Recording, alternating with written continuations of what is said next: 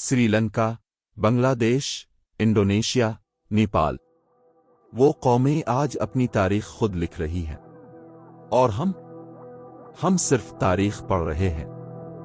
दुनिया भर में एक नई नस्ल जनरेशन जी रुकावटें तोड़ रही है, हुकूमतें गिरा रही है और अपने मुल्कों की तकदीरें बदल रही है। लेकिन पाकिस्तान में ये वो सरजमीन है जहां सब कुछ हो चुका।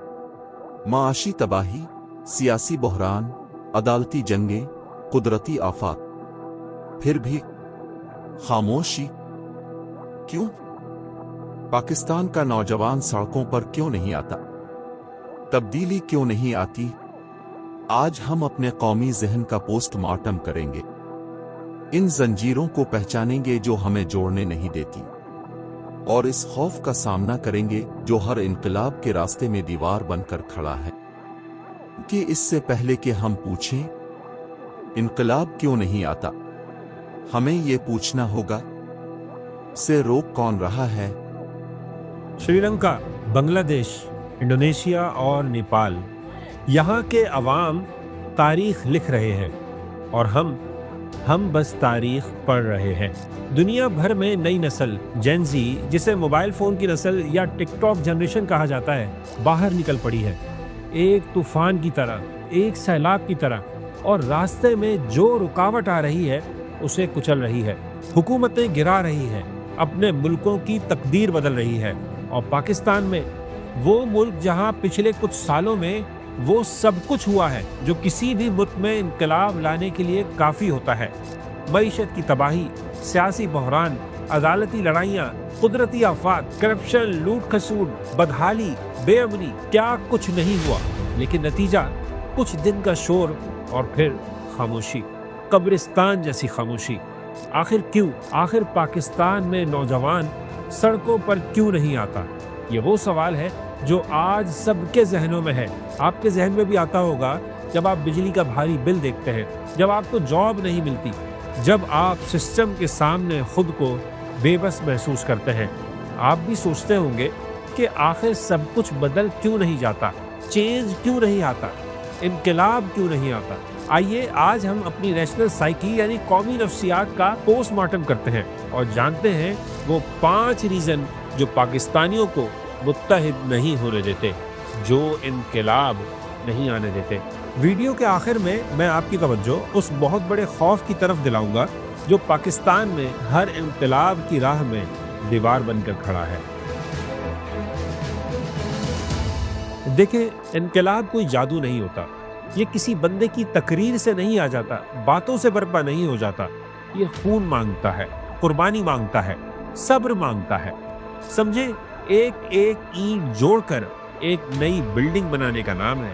तो मुझसे अगर पूछेंगे कि पाकिस्तान में कोई रेवोल्यूशन क्यों नहीं आता, तो इसकी सबसे पहली और सबसे बड़ी वजह यह है कि हम इनकलाब चाहते ही नहीं हैं। आपने गलत नहीं सुना, मैंने यही कहा है। हम पाकिस्तानियों को इनकलाब की मेहनत नहीं, एक मसीहा चाहिए, एक निजात दहिंदा चाहिए। हमें मंजिल नहीं, रहनुमा चाहिए। और ये हमारी कौमी नफ्सियात, हमारी नेशनल साइकी से चिपका हुआ बहुत ही खतरनाक वायरस है। मैं इसे कहूँगा द मसाया कॉम्प्लेक्स या द सेवियर कॉम्प्लेक्स। अब ये क्या है? ये कि हम खुद तो कुछ नहीं कर सकते, बस हमारी किस्मत बदलने के लिए, हमें हर मुश्किल से निकालने के लिए आसमान से कोई बंदा उतरेगा, एक हीरो, एक लीडर, एक मसीहा जो आते ही जादू की छड़ी घुमाएगा और सब कुछ ठीक हो जाएगा। निज़ाम को बदलने के लिए जो मेहनत दरकार होती है, जो कुर्बानियाँ देना पड़ती हैं, मैं वो देने को तैयार नहीं। ये सारा कोई मसीहा साहब करें, यकीन नहीं आता? पाकिस्तान की पूरी तारीख उठाकर देख लें। हमने कभी इदारों को मजबूत करने की कोशिश ही नहीं की, हमेशा इंडिविजुअल्स को पूजा है बस। देखे, खान साहब आए, इमरान खान नहीं, अयूब खान। हमने कहा आ गया वो मसीहा जिसका हमें इंतजार था। उन्होंने हमें तरक्की के सुनहरी ख्वाब दिखाए और उसके बदले में जमहूरियत का गला घोंट दिया, और हम धोखा खाकर भी नहीं समझे। और आज तक कहते हैं अयूब खान जैसा दौर पाकिस्तान में फिर कभी नहीं आया। यानी मसाया कॉम्प्लेक्स ही नहीं, स्टॉकहोम सिंड्रोम भी है हमें। खैर, फिर जुल्फिकार अली भुट्टो आए। वो तो संजय एक जादूगर थे, उनकी बातों में वो जादू था کہ کروڑوں لوگ ان کے پیچھے چل پڑے۔ ذوالفقار علی بھٹو ایک نہیں ہے، دو ذوالفقار علی بھٹو ہے، ایک جو یہاں کھڑا ہے اور دوسرے آپ، ہر ایک آپ میں سے۔ مسیحا آ گیا جو ہمیں روٹی، کپڑا اور مکان دے گا۔ پھر ہم نے ان کی پارٹی کو نہیں، ان کی باتوں کو نہیں، نظام کو نہیں، شخصیت کو ووٹ دیا۔ نتیجہ کیا نکلا؟ بھٹو آج بھی زندہ ہے۔ کل بھی بھٹو زندہ تھا، آج بھی بھٹو زندہ ہے، کل بھی بھٹو زندہ تھا، آج بھی بھٹو زندہ ہے۔ پھر ضیاء الحق آئے، انہوں نے مذہب کو ہتھیار بنایا، انہوں نے کہا میں نظام مصطفیٰ لاؤں گا، اور ایک بار پھر لوگ ان کے پیچھے کھڑے ہو گئے کہ دنیا ہی نہیں، آخرت کی کامیابی بھی اس نئے مسیحا کے پیچھے ہے۔ ہماری مسایہ کمپلیکس کی ایک بڑی مثال تھی الطاف حسین کی۔ ان کی پارٹی کا تو ان آفیشل نعرہ ہی یہی تھا، ہمیں منزل نہیں، رہنما چاہیے۔ سوچیں کیا تحریک ہوگی، کیا نظریہ ہوگا جو اس بنیاد پر چلتا ہوگا۔ اور اس مسایہ کمپلیکس کا الٹرا پرو میکس ورژن ہم اب دیکھ رہے ہیں۔ The most modern, the most powerful example ہے عمران خان، ایک مسیحا کی ہر ڈیفینیشن پر پورا اترنے والے، کیرزمیٹک پرسنالٹی رکھنے والے۔ لوگ کہتے ہیں ایماندار بھی ہے، بہادر بھی ہے، اور ان کے پاس ایک نعرہ بھی ہے، نیا پاکستان۔ ایک پوری نسل، خاص طور پر ینگ جنریشن نے اپنی تمام امیدیں، سارے خواب اور ایکسپیکٹیشنز عمران خان سے لگا لی، صرف اور صرف عمران خان سے۔ ان کی تحریک انصاف کی تحریک نہیں تھی، یہ عمران خان کی تحریک ہے۔ نتیجہ کیا نکلا؟ وہی جو ایسے کاموں کا نکلتا ہے۔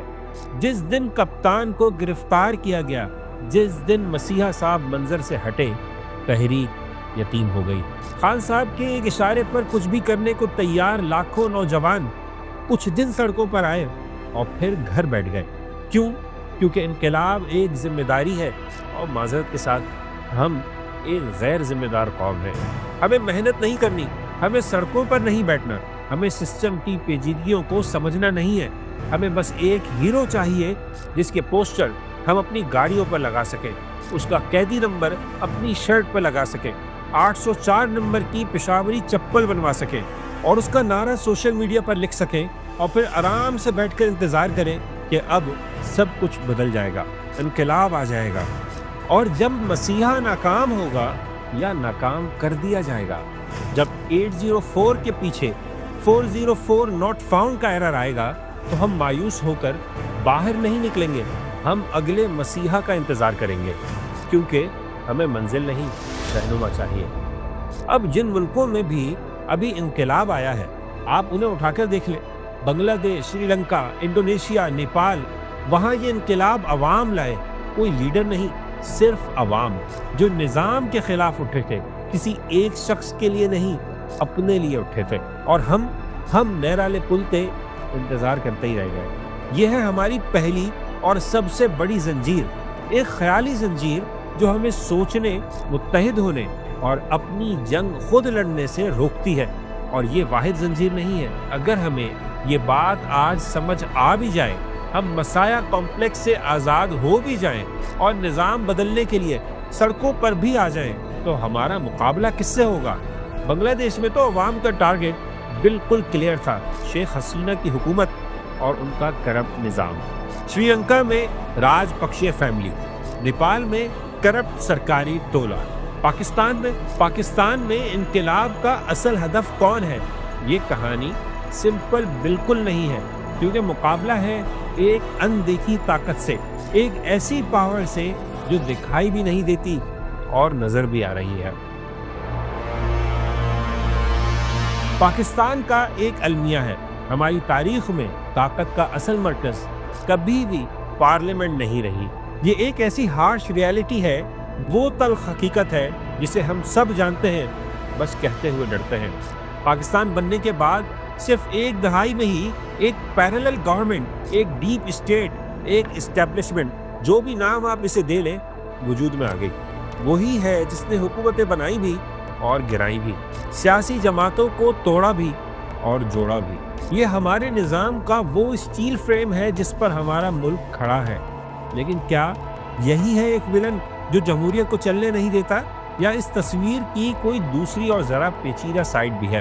تجزیہ کار ایک سوال اٹھاتے ہیں، ایک بڑا ہی ڈسٹربنگ سوال کہ پاکستان کا سیاسی نظام اتنا کھوکھلا، سیاستدان اتنے غیر ذمہ دار اور معاشرہ اتنا تقسیم ہے کہ اگر یہ اسٹیل فریم اچانک ہٹا دیا جائے تو پوری عمارت گر جائے گی۔ کیا واقعی ایسا ہے؟ آئیں اسے سمجھتے ہیں۔ یہ جو ڈھانچہ ہے، اسٹیل فریم ہے، یہ خود کو پاکستان کا ضروری محافظ سمجھتا ہے اور 3 بڑے کردار ادا کرتا ہے۔ پہلا، قومی سلامتی کی ریڈ لائنز کا گارجین، خاص طور پر انڈیا کے ساتھ ریلیشنز، کشمیر کا مسئلہ، سی پیک جیسے پروجیکٹس ہماری وہ ریڈ لائنز ہیں جن پر کوئی سمجھوتا نہیں ہو سکتا۔ کہا جاتا ہے کہ سیاستدان اپنے وقتی سیاسی فائدے کے لیے ان مفادات کو بھی داؤ پر لگا سکتے ہیں، اس لیے ایک مستقل غیر سیاسی قوت کی ضرورت ہے جو اس بات کو یقینی بنائے کہ یہ ریڈ لائنز کبھی پار نہ ہو۔ دوسرا، سیاسی انتشار میں ریفری کا کردار۔ آپ کو 90s کی دہائی یاد ہے جب پیپلز پارٹی اور مسلم لیگ نون ایک دوسرے کی حکومتیں گرانے اور ایک دوسرے کے لیڈرز کو جیلوں میں ڈالنے میں لگی ہوئی تھیں۔ پاکستان میں بڑے عرصے بعد ڈیموکریسی واپس آئی اور ان کے یہ بچکانہ کھیل ختم نہیں ہو رہے تھے، انہوں نے ملک کو سول وار کے قریب پہنچا دیا۔ تب یہی اسٹیل فریم تھا جو ایک ریفری بن کر بیچ میں آیا اور کھیل کو مکمل طور پر تباہ ہونے سے روکا۔ یہ عمل غیر جمہوری تھا لیکن کچھ لوگوں کے نزدیک شاید اس وقت ضروری بھی تھا۔ تیسرا، پالیسیوں کی کنٹینیوٹی کا ضامن۔ دیکھیں، حکومتیں تو ہر 5 سال بعد بدل جاتی ہیں، بلکہ ہمارے ہاں تو اس سے بھی پہلے بدل جاتی ہیں، لیکن فارن پالیسی، قومی سلامتی اور بڑے اکانومک پروجیکٹس کو ضرورت ہوتی ہے تسلسل کی، کنٹینیوٹی کی۔ اسے صرف اور صرف یہ اسٹیل فریم ہی یقینی بناتا ہے، باقی کوئی اور نہیں۔ تو یہ ہے وہ کمپلیکس سچویشن کہ ایک نظام جو ایک طرف جمہوریت کا گلا گھونٹتا ہے اور دوسری طرف شاید ملک کو مکمل انتشار سے بچاتا بھی ہے۔ آپ کہیں گے ان تمام باتوں کا انقلاب سے کیا تعلق ہے؟ بالکل ہے، بلکہ بہت گہرا تعلق ہے۔ دیکھیں، بنگلہ دیش یا سری لنکا میں عوام جانتے تھے کہ اگر انہوں نے حکومت گرا دی تو وہ جیت جائیں گے، لیکن پاکستان کے عوام جانتے ہیں، ان کا ایک ڈائلیما ہے کہ وہ جس سیاستدان کو چاہے ووٹ دے کر نکال دیں، اصل اسٹیل فریم وہیں کا وہیں رہے گا۔ اور یہ احساس کہ عوام کچھ بھی کر لے، کچھ نہیں بدلے گا اور اصل طاقت کہیں اور ہے، انقلاب کے جذبے کو پیدا ہونے سے پہلے ہی مار دیتا ہے۔ اور یہی ہے وہ دوسری اور سب سے بھاری زنجیر جسے مضبوط کرنے میں لگتا ہے کہ ہم بھی برابر کے شریک ہیں، کیونکہ جب عوام ہی عوام کے دشمن بن جائیں تو پھر انہیں جوڑنے کے لیے شاید ایک اسٹیل فریم کی ضرورت پڑ ہی جاتی ہے۔ پاکستان میں انقلاب نہ آنے کی سب سے بڑی وجہ شاید کوئی ایکسٹرنل پاور نہیں، کوئی بیرونی فیکٹر نہیں، بلکہ ہم خود ہیں۔ انقلاب کے لیے ایک چیز چاہیے ہوتی ہے، قومی اتحاد، ایک مشترکہ درد، ایک کامن اینیمی۔ اور ہم ایک ایسی قوم ہے جس کا کوئی ایک مشترکہ دشمن ہے ہی نہیں، کیونکہ ہم خود ایک دوسرے کے سب سے بڑے دشمن ہیں۔ آئے ذرا ان ملکوں کو پھر دیکھتے ہیں جہاں عوام سڑکوں پر نکلے۔ بنگلہ دیش، وہاں کی تحریک کا آغاز طلبہ نے کیا اور صرف 1 پوائنٹ ایجنڈے پر کیا، نوکریوں میں کوٹا سسٹم کے خلاف۔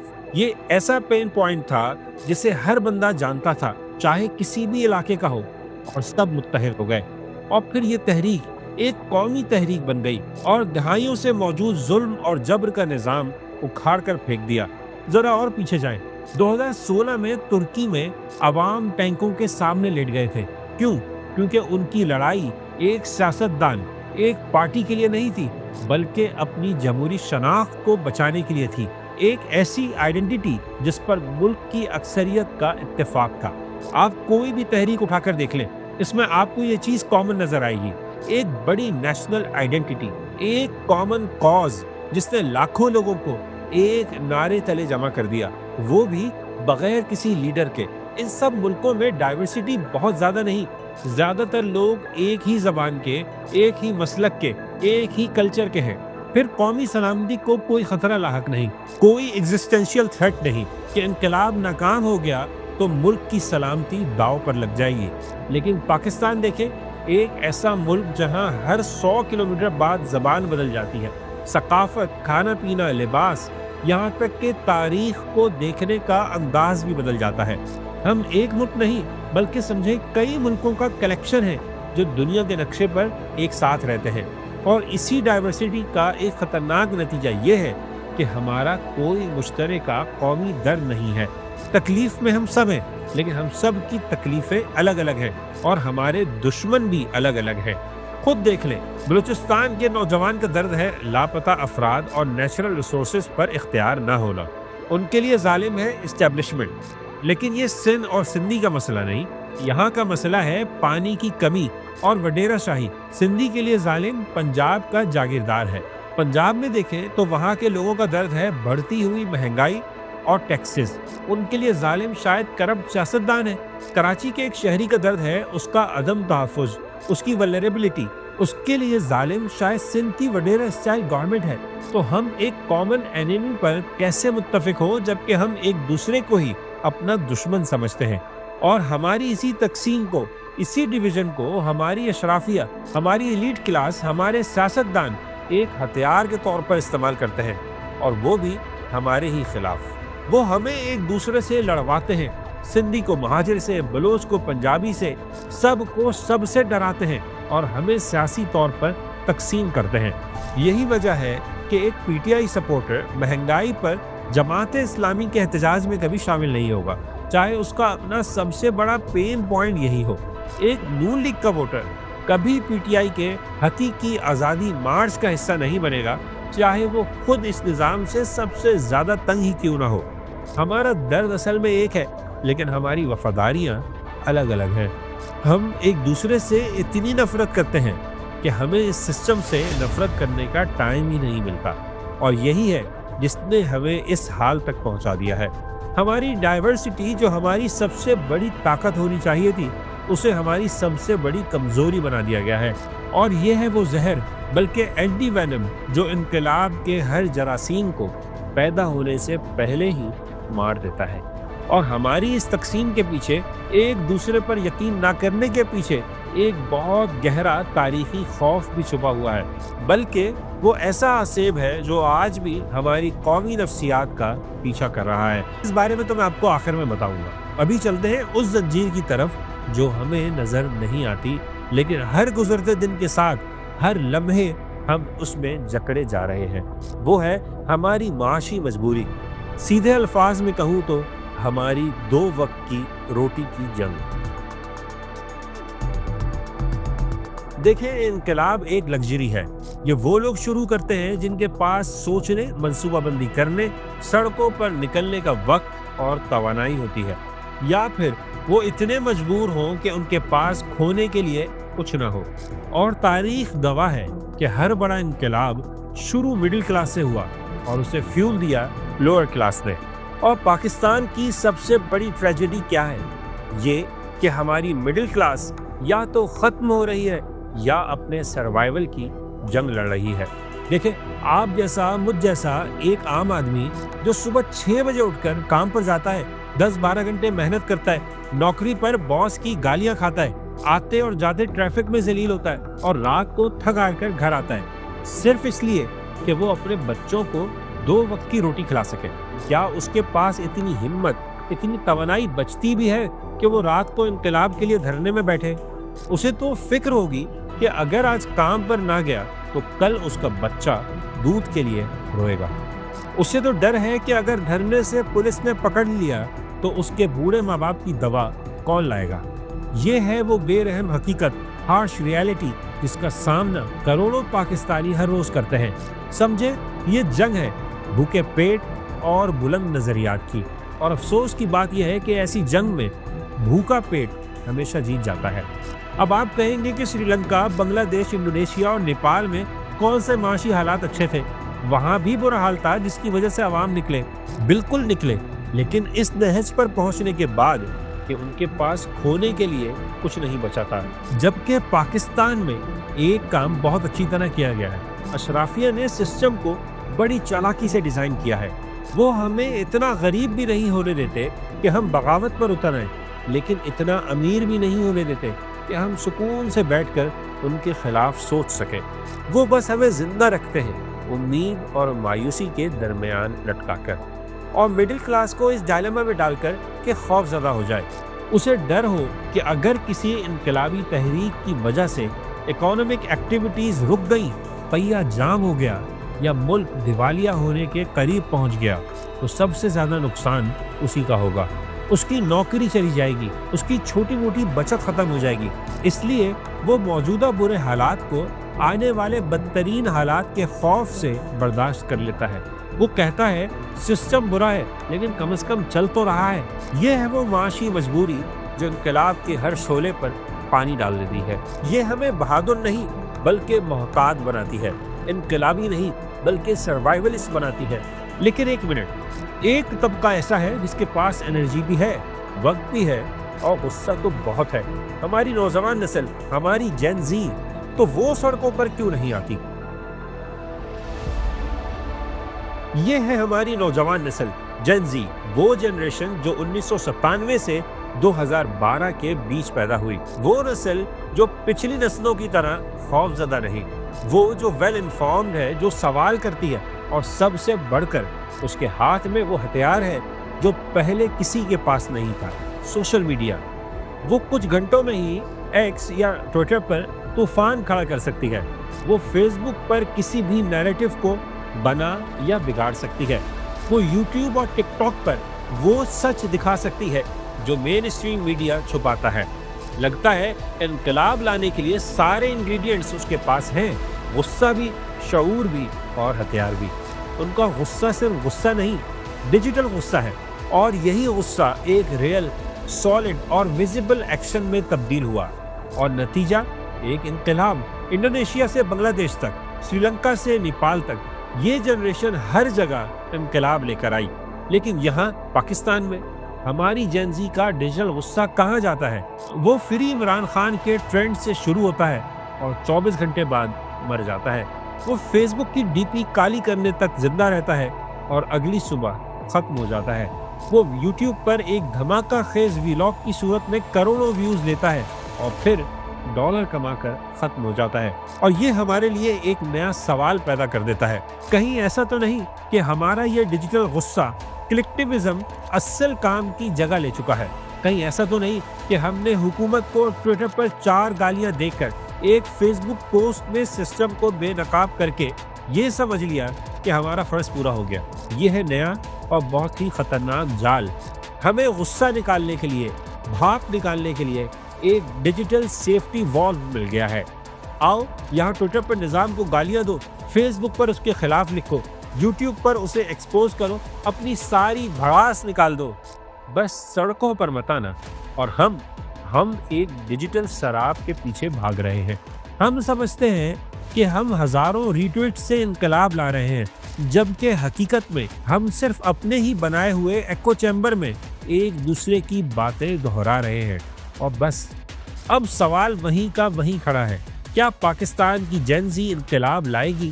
وہ لا سکتی ہے، اس کے پاس وہ طاقت، وہ جرأت اور وہ ٹیکنالوجی ہے جو تاریخ میں کسی نسل کے پاس نہیں تھی، لیکن اس کے لیے اسے اس ڈیجیٹل سراب سے باہر نکلنا ہوگا۔ اسے کلکس کو عملی اقدامات میں اور ٹرینڈز کو تحریک میں بدلنا ہوگا، اور سب سے بڑھ کر اسے یہ سمجھنا ہوگا کہ انقلاب فون کی اسکرین پر نہیں، سڑکوں پر برپا ہوتا ہے۔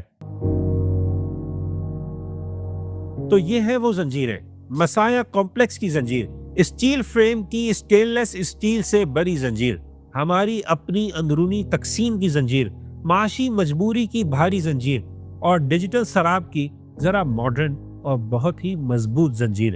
یہ سب ریزنز اپنی جگہ حقیقت ہیں، ریالٹی ہیں، لیکن ان سب کے پیچھے، ان سب کے بیچ میں ایک خوف چھپا ہوا ہے، وہ گہرا خوف جو ہر پاکستانی انقلاب کی راہ میں دیوار بن کر کھڑا ہے۔ وہ خوف ہے 1971 کا، دی گھوسٹ آف 1971۔ اس سانحے نے، اس قومی المیہ نے ہمیں ایسا سبق سکھایا جس نے آج تک ہمارے ذہنوں میں ایک خوف بٹھا دیا ہے۔ وہ یہ کہ جب بھی عوام اپنے جمہوری حق کے لیے سسٹم سے ٹکرائیں گے تو نتیجہ صرف ملک ٹوٹنے کی صورت میں نکلے گا۔ یہ ہماری ریڈ لائن بن گئی، ایک ایسی اندیکھی لکیر جسے عبور کرنے کا سوچ کر ہی ہماری روح کانپ جاتی ہے۔ اور ہماری اشرافیہ نے، ہماری اسٹیبلشمنٹ نے اس خوف کو پچھلے 50 سالوں میں ایک ہتھیار کے طور پر استعمال کیا ہے۔ جب بھی کوئی بڑی عوامی تحریک اٹھتی ہے، جب بھی عوام سسٹم کو چیلنج کرنے کے قریب پہنچتے ہیں، فوراً ایک نیریٹو بنا دیا جاتا ہے۔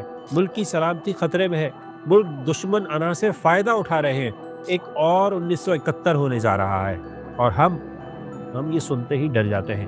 اس خوف کی وجہ سے ایک قدم پیچھے ہٹ جاتے ہیں، ہمارے اندر کا انقلابی مر جاتا ہے، اور وہاں موجود خوفزدہ شہری جاگ اٹھتا ہے۔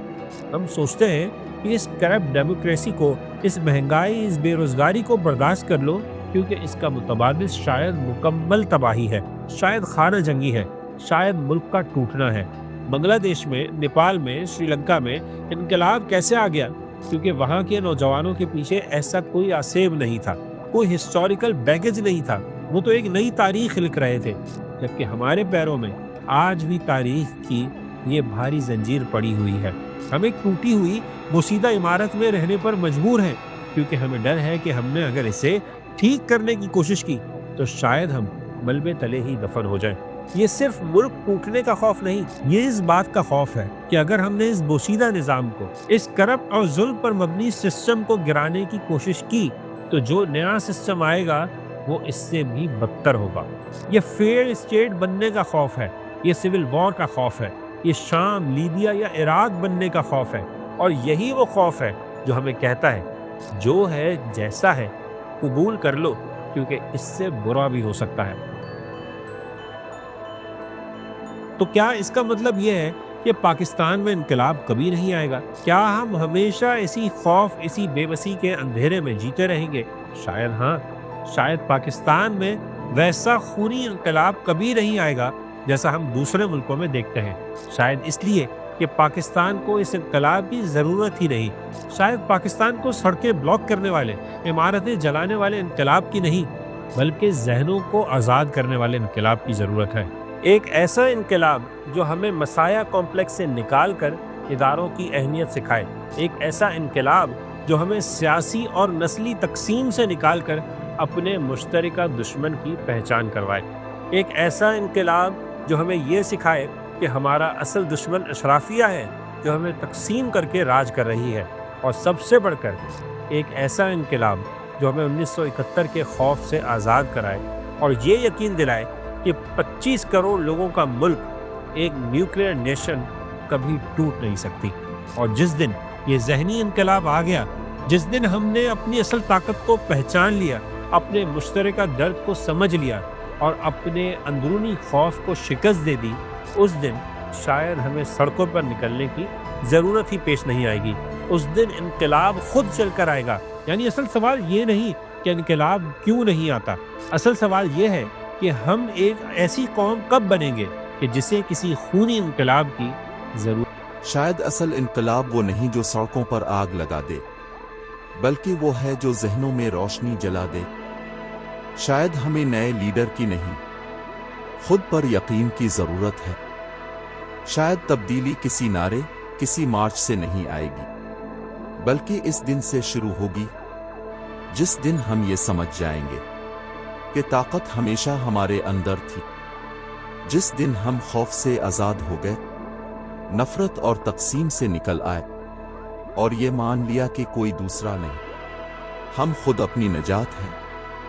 اس دن انقلاب آئے گا، نہ خون سے، نہ ہنگاموں سے، بلکہ شعور سے، کیونکہ اصل انقلاب دل سڑک پر نہیں، ذہن میں پیدا ہوتا ہے۔